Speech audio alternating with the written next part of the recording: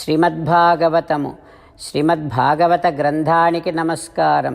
నిగమకల్పతరోర్గళితం ఫలం సుఖముఖాదమృతద్రవ సంయుతం పిబత భాగవతం రసమాలయం ముహురహో రసికా భువి భావుకాః.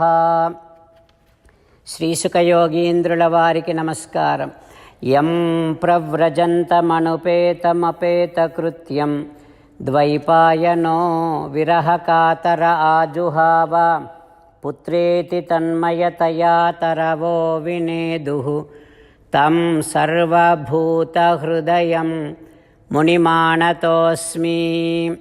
నరనారాయణులకు, చతుర్ముఖ బ్రహ్మకు, సరస్వతీదేవికి, వ్యాసమహర్షుల వారికి నమస్కారం.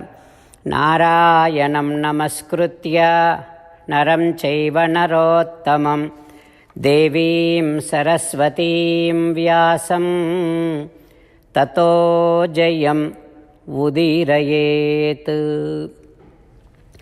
శ్రీమద్భాగవతము తృతీయ స్కంధములో 3వ స్కంధములో సూతమహాముని శౌనకాది మహర్షులందరికీ ప్రవచనం చేస్తూ చెబుతూ ఉన్నాడు. ఓ మహర్షులారా, శ్రీసుఖయోగీంద్రుల వారు పరీక్షిన్నరేంద్రుడికి ఈ రకంగా ఉపదేశం చేస్తూ ఉన్నాడు. ఓ పరీక్షిన్నరేంద్ర, మైత్రేయుడు విదురుడికి శ్రీమద్భాగవతాన్ని ఉపదేశం చేస్తూ ఈ రకంగా చెబుతూ ఉన్నాడు. ఓ విదురా, స్థావర, తిర్యక్, మనుష్య సృష్టి ఈ మూడింటిని వైకృత సృష్టి అంటారు అని కదా చెప్పాను. ఈ వైకృత సృష్టిలో దేవసర్గం, కుమారసర్గం అనే భేదం కూడా ఉంది. బ్రహ్మచేత మొదట సృజించబడినటువంటి వారు సనత్కుమారులు, ఇది కుమారసర్గం అంటాం. సరే, ఇక దేవ సృష్టి, దేవతలు 8 విధాలుగా ఉంటారు.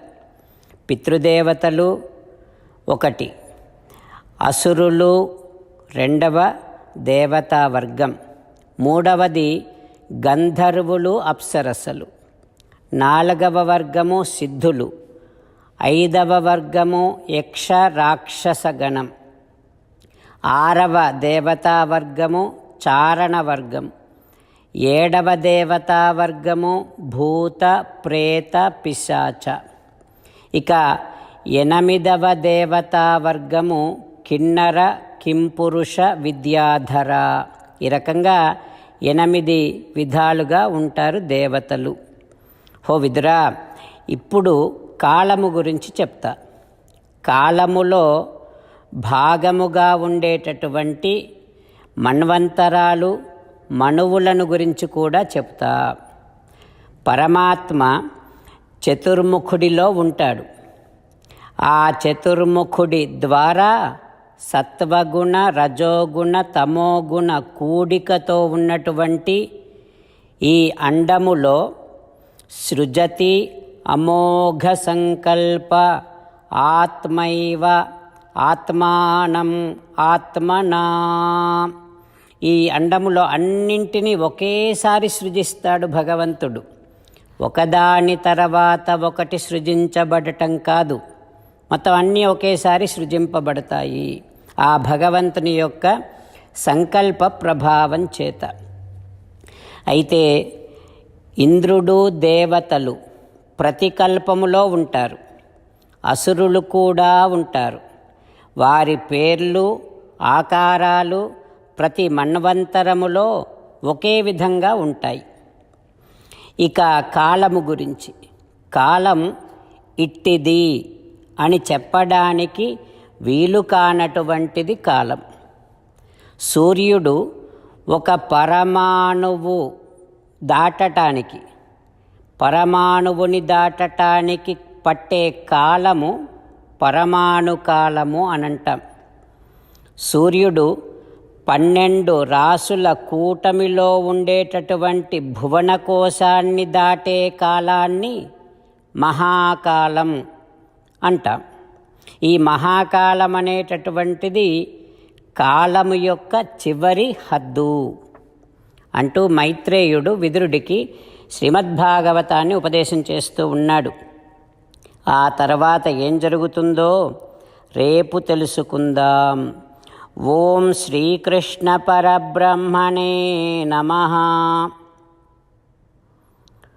ఓం అస్మద్గురుభ్యో నమః. అంతేకాకుండా మనం ప్రతిరోజు శ్రీమన్నారాయణుడికి ఒక 8 పనులు చేస్తాం అని మాట ఇద్దాం.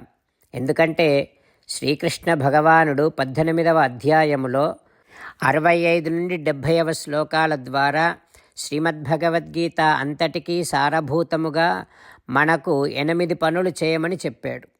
అలా చేస్తే చాలు, నేను మిమ్మల్ని అన్ని విధాలుగా రక్షిస్తా అని ప్రమాణపూర్వకముగా ప్రతిజ్ఞ కూడా చేశాడు. అందుకని శ్రీమద్భగవద్గీతను అంతటినీ విన్న తర్వాత అర్జునుడు కూడా చివరకు కరిష్యే వచనం తవ, కృష్ణ నువ్వు చెప్పినట్టే చేస్తా అని అన్నాడు. కనుకనే భగవానుడు అర్జునుడికి అన్ని విధాల విజయాన్ని అందించాడు. మనం కూడా ప్రతిరోజు శ్రీమన్నారాయణుడికి ఆ రకంగానే మాట ఇద్దాం. 8 పనులు చేస్తాం అని మనము మాట ఇస్తే అది అష్టాక్షరీ మహామంత్ర జపము చేసినటువంటి ఫలితాన్ని మనకు ప్రతిరోజు ఇస్తుంది. ఇట్లా మాట ఇవ్వటం కంటే గొప్ప పూజ, యజ్ఞము, తపస్సు మరొక్కటి లేనే లేదు. అందుకని నేను అంటూ ఉంటాను, మీరు మనస్సులో భావిస్తూ ఉండండి. ఈ రకంగా మనము మాట ఇస్తూ ఉంటే శ్రీకృష్ణ భగవానుడి ముఖారవిందములో కలిగేటటువంటి ఆనందాన్ని మనం ప్రతిరోజు దర్శిద్దాం, ఆస్వాదిద్దాం. జై శ్రీమన్నారాయణ. హో శ్రీమన్నారాయణ, నువ్వు చెయ్యమన్నట్టే నేను నిన్నే సంతతము ధ్యానము చేస్తూ ఉంటా. హో శ్రీమన్నారాయణ, నువ్వు చెప్పినట్టే నేను నీ భక్తుడిగానే ఉంటా. హో శ్రీమన్నారాయణ, నువ్వు చెయ్యమన్నట్టే నేను నా విధులను, కర్తవ్యాలను నీ సేవగా, నీ తృప్తి కోసమనే సక్రమంగా నిర్వర్తిస్తూ ఉంటా. హో శ్రీమన్నారాయణ, నువ్వు చెప్పినట్టే నేను నీవాడిని అనే మహావిశ్వాసముతో నీకే నమస్కరిస్తూ ఉంటా. హో శ్రీమన్నారాయణ, మామేకం శరణం వ్రజ, నన్ను ఒక్కడిని మాత్రమే శరణు వేడుకో అని నువ్వే అన్నావు కనుక నేను నిన్ను ఒక్కడిని మాత్రమే శరణు వేడుకుంటా. హో శ్రీమన్నారాయణ, మా శుచః, ఇక దుఃఖించకు అని నువ్వే నాకు భరోసా ఇస్తున్నావు కనుక నేను ఇక దుఃఖించను. హో శ్రీమన్నారాయణ, నువ్వు చెప్పినట్టే నువ్వు నా కోసమని అనుగ్రహించినటువంటి శ్రీమద్భగవద్గీతను ప్రతిరోజు కనీసము 1 శ్లోకాన్నైనా జ్ఞాపకం చేసుకుంటూ శ్రీమద్భగవద్గీతను అనుసంధానము చేస్తూ ఉంటా. హో శ్రీమన్నారాయణ, నువ్వు చెప్పినట్టే నువ్వందరి కోసమని చెప్పినటువంటి శ్రీమద్భగవద్గీతను తెలియని భక్తులందరికీ తెలియచేసే నా వంతు ప్రయత్నాన్ని నేను నిరంతరము కొనసాగిస్తూనే ఉంటా. హో శ్రీమన్నారాయణ, నేను నువ్వు చెప్పినట్టే చేస్తా, నీకు నచ్చినట్టే ప్రవర్తిస్తా, నీకోసమే పని చేస్తూ ఉంటా. కరిష్యే వచనం తవ. జై శ్రీమన్నారాయణ. భక్తులకు ప్రత్యేకమైనటువంటి విజ్ఞాపన.